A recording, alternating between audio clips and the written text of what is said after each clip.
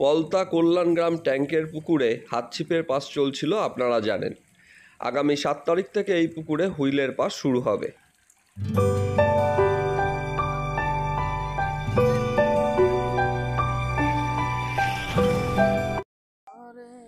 আপনারা ব্যাকে যে পুকুরটি দেখছেন এটি পলতা কল্যাণগ্রাম ট্যাঙ্কের পুকুর।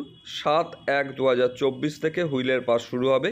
500 টাকায় 2খানি ছিপ আপনারা ফেলতে পারবেন। পলতা স্টেশনে নেমে টোটোতে কল্যাণগ্রাম মাঠ, এখান থেকেই আপনারা পুকুরে পৌঁছতে পারবেন। এখানকার যাবতীয় কন্ট্যাক্ট নাম্বার আমি স্ক্রিনে দিয়ে দিয়েছি, এই নাম্বারে ফোন করে বিস্তারিত তথ্য নিতে পারেন। 2 পারে সিট, মোট 10খানি। 250 টাকা দিয়ে নাম লেখানো চলছে, পরবর্তীতে বাকি টাকা মিটিয়ে দিতে হবে। ছাতু, পাউরুটি, পিঁপড়ের ডিম টোপ হিসাবে ব্যবহার করতে পারবেন। সুজি, কেমিক্যাল ফেলা যাবে না। ভাষা, তল ভাষা, ফিডার প্রভৃতি নিষিদ্ধ। চার মশলা কোনোভাবেই করা যাবে না, কিন্তু পুকুরে ভাত পোলাও ও মেথা আপনারা ফেলতে পারবেন। এই পুকুরে মাছ আছে কিনা ভালোভাবে খোঁজখবর নিয়ে তবেই সিট বুক করবেন, এরকমই জানিয়েছে কর্তৃপক্ষ।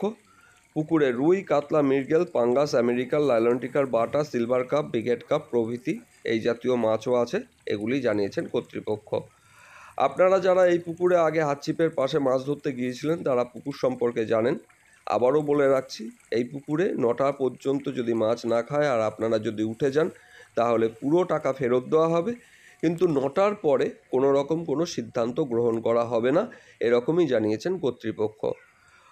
অর্থাৎ আপনারা আগে যারা এই পুকুরে এসছেন তারা হাতছিপের সময়ও এই একই ফেসিলিটিস পেয়েছিলেন। পরবর্তীতে যে হুইলের পাস শুরু করা হচ্ছে এই হুইলের ক্ষেত্রেও একই ধরনের ফেসিলিটিস রাখা হচ্ছে। তাহলে দেখা যাক আগামী দিনে এই পুকুর থেকে আমরা হুইলের কী ধরনের রেজাল্ট পেয়ে থাকি।